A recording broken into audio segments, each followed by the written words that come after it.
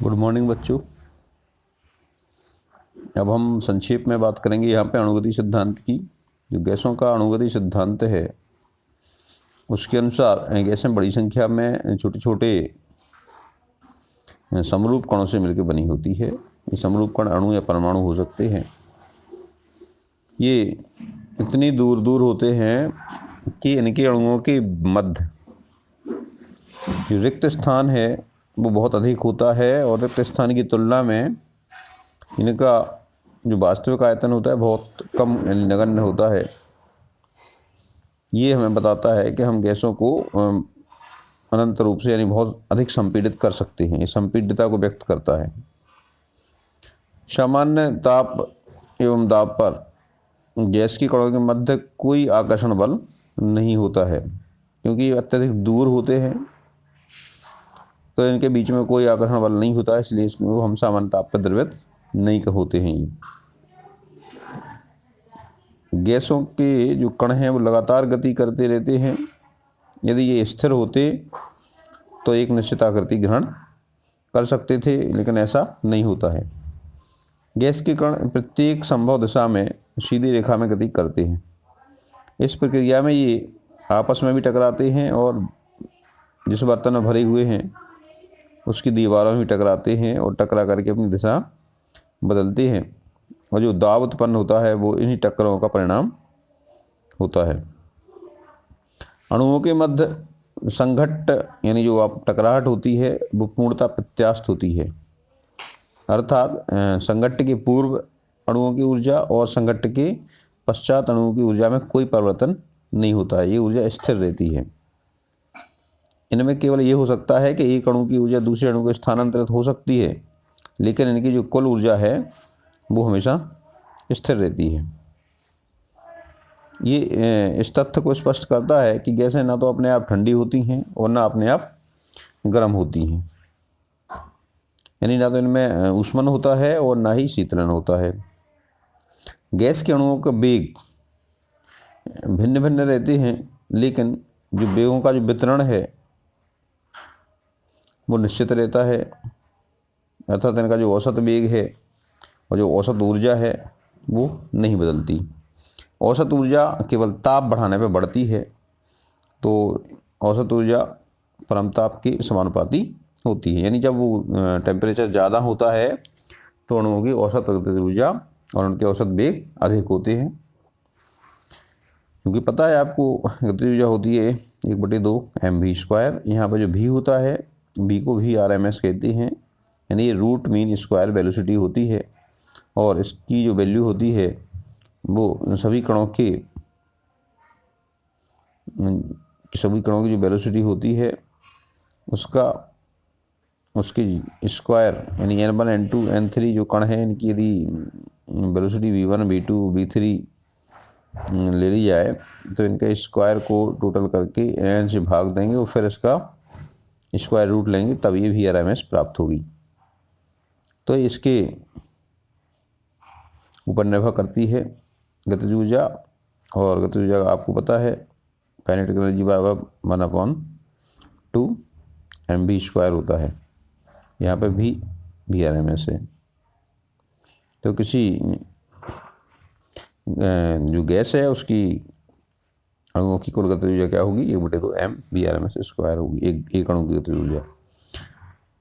आदर्श व्यवहार से विचरण वास्तविक गैसों में बहुत अधिक पाया जाता है। वास्तव में देखा जाए तो कोई भी वास्तविक गैस आदर्श गैस की तरह व्यवहार नहीं करती है। तो जो वास्तविक गैसें होती हैं उनके लिए वान डेर वाल्स ने एक समीकरण दिया था। उन्होंने 2 संशोधन किए थे, एक तो दाब संशोधन था, दूसरा आयतन संशोधन था। दाब संशोधन था आपका इस तरह से, क्योंकि ये माना गया था आदर्श गैस के लिए कि जो गैसें हैं उनके मध्य आपस में कोई आकर्षण नहीं होता है, इसलिए ये जो समस्त गैसें हैं इनके अणु कहाँ टकराएंगे? पात्र की दीवारों पर टकराएंगे, लेकिन इनके आपस में कोई आकर्षण नहीं होता है, तो ये पूरे वेग से इसमें टकराएंगे। लेकिन ऐसा वास्तविक गैस के साथ नहीं होता है। वास्तविक गैसों के अणुओं के मध्य में थोड़ा सा आकर्षण होता है, और इस आकर्षण बल के कारण ये पूरे बेग से दीवारों में नहीं टकरा पाते। इससे जो प्रेक्षित दाब है वो आदर्श दाब से कम होता है। इसलिए हमें आदर्श गैस दाब के बराबर लाने के लिए हमें इसमें एक राशि को जोड़ना पड़ता है, और ये राशि उन्होंने कैलकुलेट की AN²/V², जहाँ पे ए एक स्थिरांक है, भी उनका वेग है, कणों का औसत वेग, और n कणों की संख्या है। और इसमें हम आदर्श दाब में संशोधन करके, जो हमने प्रेक्षित दाब है उसमें ये संशोधन करके हम इतना जोड़ देते हैं, तभी आदर्श दाब के बराबर होता है। इसको हम आदर्श नहीं, इसको हम दाब संशोधन कहते हैं। दूसरा, इन्होंने आयतन में संशोधन किया। जैसा कि आपको अभी बताया गया है कि इसमें जो गैसें होती हैं इनके अणुओं का वास्तविक आयतन कुल आयतन की तुलना में नगण्य होता है, लेकिन नगण्य को भी वास्तविक गैस की बात लें तो ये नगण्य होकर के इसका कुछ तो अंश रहता है। तो जो इन कणों को घूमने के लिए जो फ्री आयतन होना चाहिए वो 100% आयतन फ्री न होकर के इसका कुछ कम हिस्सा फ्री होता है। और ये कम हिस्सा कितना कम होता है, ये NB के बराबर कम होता है। यहाँ पे B भी एक स्थिरांक है। तो जो आदर्श आयतन है वो वास्तविक आयतन में से NB घटाने पे प्राप्त होता है। यानी अणुओं को घूमने के लिए स्वतंत्र घूमने के लिए जो खाली स्थान होना चाहिए वो जितना कुल आयतन होता है उससे कुछ कम होता है। तो भी आदर्श बराबर क्या हो जाएगा, भी वास्तविक माइनस NB। यहाँ पे NB को हम आयतन संशोधन कहते हैं। इस तरह से ये वान डेर वाल समीकरण आदर्श गैस समीकरण के स्थान पर वास्तविक गैस समीकरण कहलाता है। वास्तविक गैस के लिए यही समीकरण लागू होता है। उच्च ताप और निम्न दाब पर ये वैल्यू लगभग शून्य की ओर चली जाती हैं, तभी आदर्श गैस की तरह व्यवहार करती हैं। अब आदर्श गैस से वास्तविक गैस के जो विचलन है उसके व्यवहार के विचलन को उन्होंने संपीडितता गुणांक से व्यक्त किया। ये संपीडितता गुणांक की वैल्यू आई कितनी, Z=PV/nRT। जब गैस पूर्णतः आदर्श गैस की तरह व्यवहार करेगी तब Z बराबर होगा 1, और जब ये उच्च दाब पे रहती है तो Z का मान 1 से ज़्यादा होता है। यानी ये विचलन कैसा होता है, धनात्मक विचलन होता है।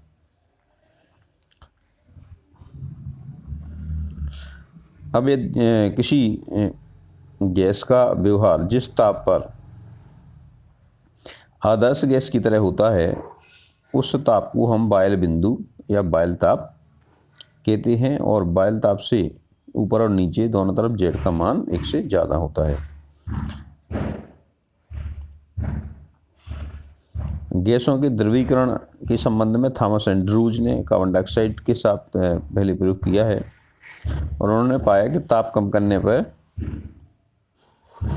जो बायल का नियम है V=1/P, इससे विचलन प्रदर्शित होता है, और 30.98 डिग्री सेल्सियस पर 73 वायुमंडलीय दाब पर कार्बन डाइऑक्साइड गैस द्रवित हो जाती है। यानी ये 30.98 डिग्री सेल्सियस ताप पर ही द्रवित होती है। इससे कम ताप पर तो द्रवित हो जाती है, लेकिन इससे अगर थोड़ा सा भी ताप ज़्यादा कर दें तो हम दाब चाहे कितना ही बढ़ा लें वो गैस द्रवित नहीं होती है। यानी यह वह अधिकतम ताप है जिस पर किसी गैस को द्रवित किया जा सकता हो, उसको हम क्रांतिक ताप कहते हैं। इससे अधिक ताप है यदि तो कितना भी दाब डाले वो द्रवित नहीं होगी। क्रांतिक ताप को हम TC द्वारा प्रदर्शित करते हैं, और क्रांतिक ताप पर एक गैस के 1 मोल का जो आयतन है उसको हम क्रांतिक आयतन कहते हैं VC, और इस समय जो दाब है उसको हम PC यानी क्रांतिक दाब कहते हैं। इस तरह से जो तीनों ताप, दाब और आयतन हैं क्रांतिक स्थिरांक कहलाते हैं।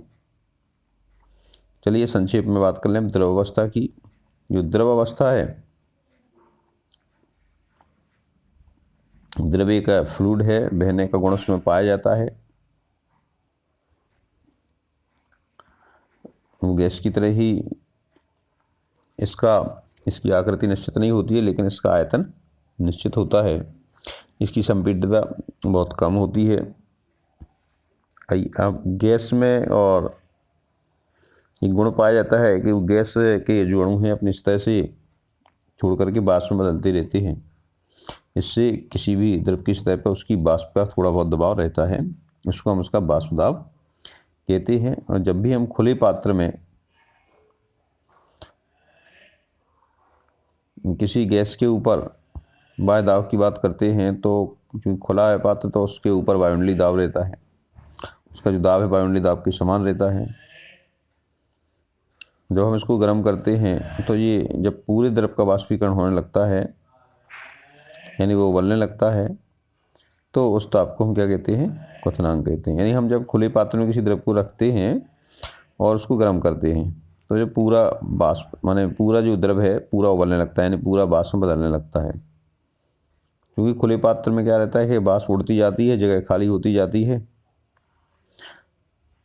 तो ऐसे खुले पात्र में इसका जो दाब होता है, ऊपर का वाष्प दाब कितना होता है, एक वायुमंडलीय दाब होता है। तो जब किसी द्रव का वाष्प दाब एक वायुमंडलीय दाब के बराबर हो जाता है तब हम उसकी ताप को क्वथनांक कहते हैं।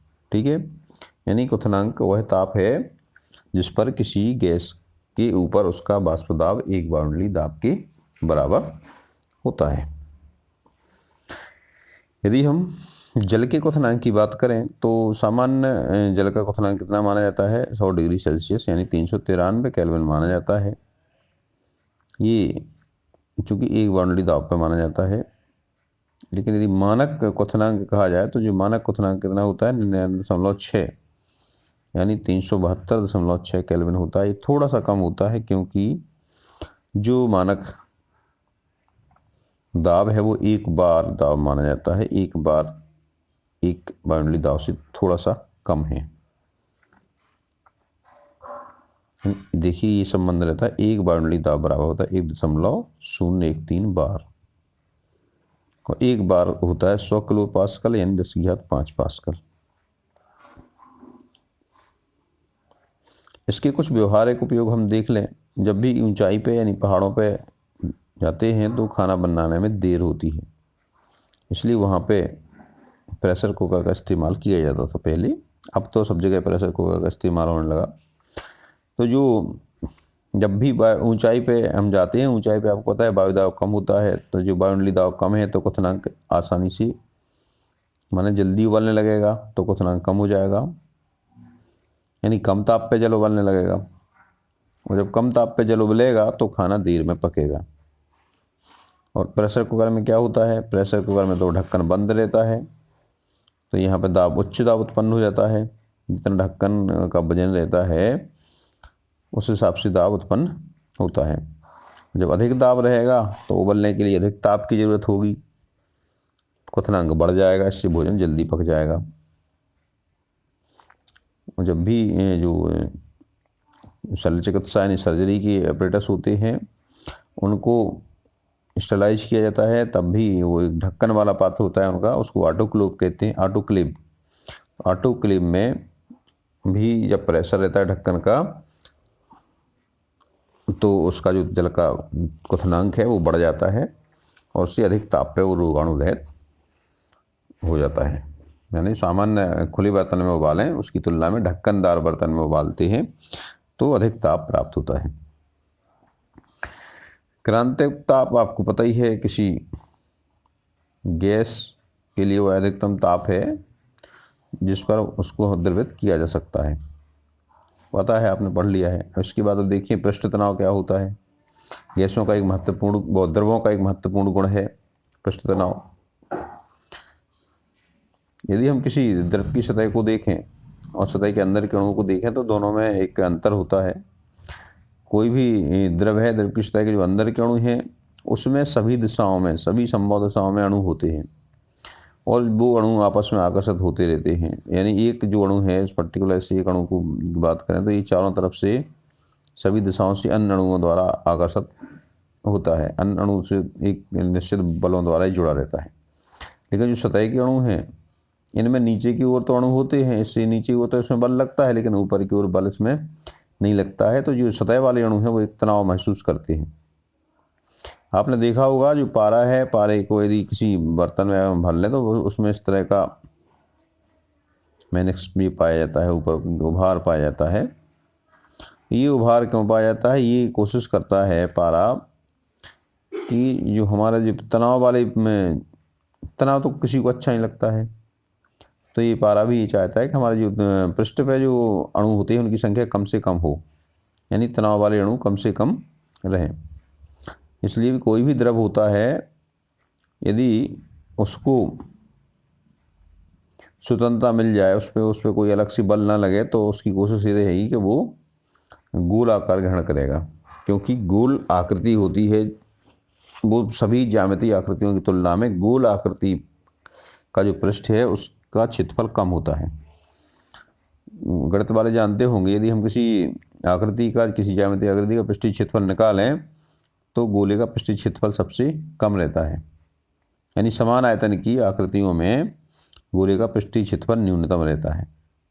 इसलिए जो भी द्रव की बूंद होती है स्वतंत्र अवस्था में गोलाकार ग्रहण करती है।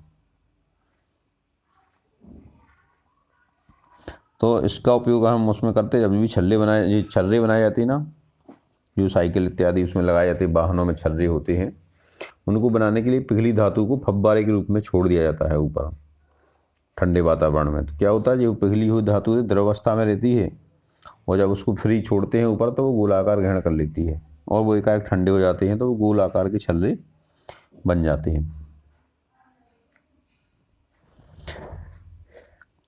और हमें इसको कैलकुलेट करें पृष्ठ तनाव को, तो जब भी हम सतह से किसी एक अणु को निकालते हैं तो हमें क्या करना होता है, सतह से इसको ऊपर उठाने के लिए इन जो अंदर के अणुओं से उसका आकर्षण बल है उसके विरुद्ध में काम करना पड़ेगा। तो उसके विरुद्ध काम करना पड़ेगा तो हमें कुछ इसको निकालने के लिए ऊर्जा देना पड़ती है, वही जो ऊर्जा पृष्ठ ऊर्जा के रूप में संचित हो जाती है। यानी द्रव की सतह की में एकांक वृद्धि करने के लिए हमें आवश्यक ऊर्जा जो देनी होती है वो पृष्ठीय ऊर्जा कहलाती है। इसकी इकाई होती है जूल प्रति मीटर स्क्वायर। इसको हम ऐसे भी समझ सकते हैं कि किसी द्रव की सतह पर खींची गई एक रेखा की लंबवत लगने वाली बलों को हम पृष्ठ तनाव कहते हैं। इसकी इकाई लंबाई, पृष्ठ पर खींची गई रेखा की इकाई लंबाई की लंबवत लगने वाले बलों को हम पृष्ठ तनाव कहते हैं। इसको गामा द्वारा प्रदर्शित करते हैं और इसकी इकाई है वो न्यूटन प्रति मीटर होती है। ये बल हो गया न्यूटन और मीटर क्या हो गया, इकाई लंबाई। तो इसकी जो एसआई मात्रक होता है, एसआई इकाई होती है वो न्यूटन प्रति मीटर होती है, और इसको किलोग्राम प्रति सेंटीमीटर स्क्वायर भी ये उसमें एमकेएस पद्धति में है। अब इसकी कुछ और घटनाएं हैं, जैसे कांच के जो बर्तन होते हैं या कांच के उपकरण होते हैं उनके जो किनारे हैं उनको चिकना करने के लिए कांच के किनारों को गर्म कर देते हैं, और जब कांच को गर्म करते हैं वो पिघल जाता है, और पिघल करके वो क्या होता है आपको पता है, द्रव की जो प्रवृत्ति होती है वो गोल आकृति ग्रहण करने की होती है। तो जैसे ही कांच के किनारे हम पिघलाते हैं, जब पिघलते हैं तो वही गोल आकृति ग्रहण करने का प्रयास करते हैं, और इस प्रयास में उनके जो किनारे हैं वो मुड़ जाते हैं और वो चिकना हो जाता है। केशकत्व भी इसका एक महत्वपूर्ण उदाहरण है। आपने देखा होगा, जब भी आप कोई लैंप वगैरह जलाते हैं तो हम एक कपड़े की बत्ती उसमें लगा देते हैं, उसमें जो बारीक बारीक छेद होते हैं उन छेदों की सहायता से तेल नीचे से ऊपर तक आ जाता है। अभी दीपावली को आपने दीपक जलाए होंगे, तो दीपक में तेल उसकी पैंदी में रहता है, लेकिन जो बाती है ऊपर तक गीली हो जाती है। उसका कारण यही है कि रुई के साथ साथ जो पतले पतले छेद होते हैं उसमें बारीक किस्काएँ नली टाइप की हो जाती हैं, बन जाती हैं। जैसे अपन बाती बनाते हैं ना, तो उन धागों के बीच बीच में हल्की हल्की जगह रहती है, तो उस जगह में तेल आसानी से चढ़ जाता है, क्योंकि वो तेल की जो बूंद तेल है वो तेल जो द्रवावस्था में रहता है वो उसकी किनारों पर चिपक जाता है और चिपक करके ऊपर तक पहुंच जाता है। ये केशकत्व का ही परिणाम है। या हम कोई पतली नली लेते हैं तो उसमें भी यही घटना होती है।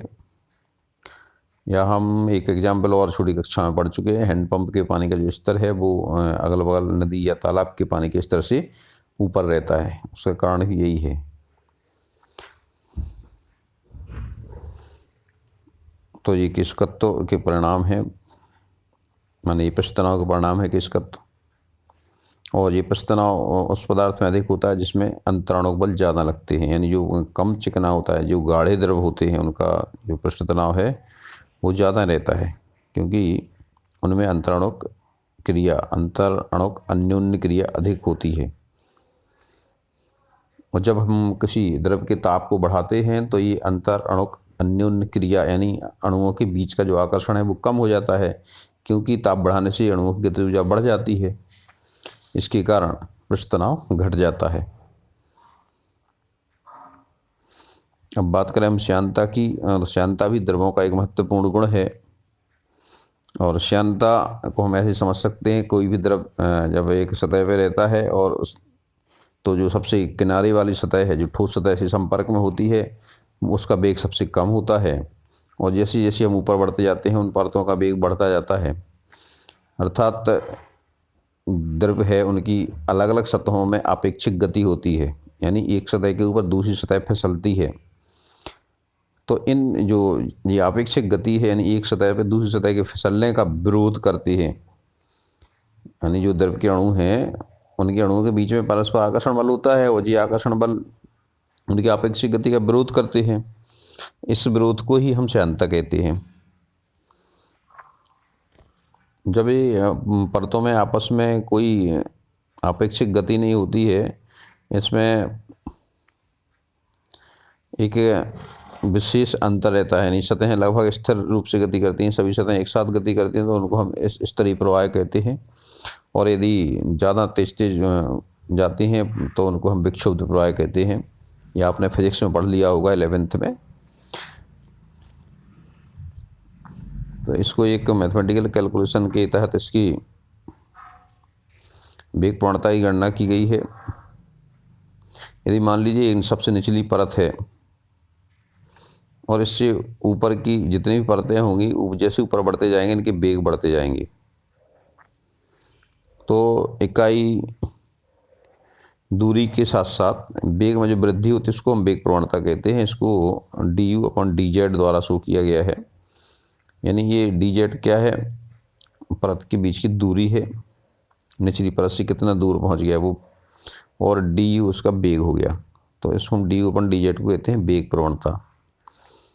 और ये जो वेग प्रवणता है वो क्या है, मैंने निचली परत और ऊपर की परत के बीच में वेग में कितना परिवर्तन आ गया।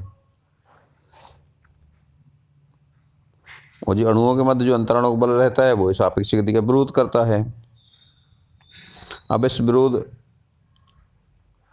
के परिणाम स्वरूप जब भी प्रवाह होना होता है तो प्रवाह के लिए एक बल लगने की आवश्यकता होती है। यदि बल नहीं लगेगा तो प्रवाह नहीं होगा।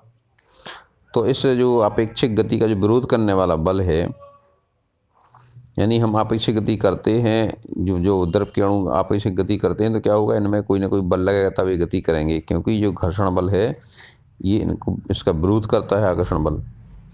तो ये जो बल है ये सतह के क्षेत्रफल के समानुपाती होता है। जितनी ज़्यादा सतह होगी ये विरोधी बल उतना ही ज़्यादा लगेगा, यानी F समानुपाती A। बल कितना होगा, जितनी सतह ज़्यादा होगी तो बल ज़्यादा लगेगा। दूसरा, ये वेग प्रवणता के भी समानुपाती होता है, यानी वेग में जितना ज़्यादा अंतर होगा बल उतना ही ज़्यादा लगाना पड़ेगा। इस तरह से F समानुपाती A/du/dz। समानुपात को बराबर करने के लिए ईटा का गुणा करते हैं। ये जो ईटा है एक स्थिरांक है, इसी को हम श्यानता गुणांक कहते हैं। F बराबर A/du/dz।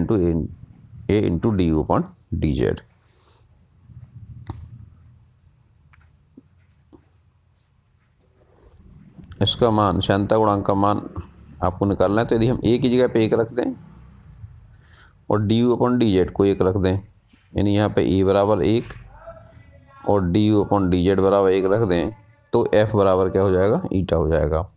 तो इसकी परिभाषा अपन इस तरह कर सकते हैं कि जब,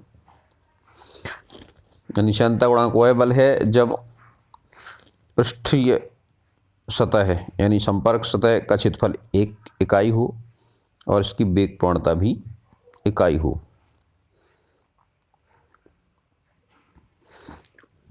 और इस श्यानता गुणांक की इकाई होती है न्यूटन सेकंड प्रति वर्ग मीटर या पास्कल इंटू सेकंड होती है। और इसकी इकाई को पॉइज भी कहा जाता है। ये पॉइजले नामक जो वैज्ञानिक हैं उन्होंने इसकी खोज की थी, इसलिए उनके नाम को सम्मान के लिए इस इकाई को भी हम पॉइज कहते हैं। और जब भी श्यानता अधिक होती है तो प्रवाह कम हो जाता है। जैसे कि कांच है, तो कांच चूँकि लगभग ठोस की तरह व्यवहार करता है, इसकी श्यानता अधिक मानी जाती है, लेकिन है तो वास्तव में द्रव ही। जब भी हम पुरानी बिल्डिंगों के जो खिड़कियों के कांच हैं, यदि उनको बारीकी से देखा जाए, टटोला जाए, तो इनका जो नीचे का हिस्सा है वो मोटा रहता है और ऊपर का हिस्सा पतला हो जाता है। लेकिन इस प्रवाह इतना धीमा होता है कि सतह माने ऐसी अपन इसको ऑब्जर्व नहीं कर पाते। लेकिन बहुत लंबे समय बाद ये हमें पता लगता है कि कांच की जो खिड़कियां हैं, खिड़कियों की जो निचली सतह है वो ज़्यादा मोटी होती है ऊपर की सतह की तुलना में।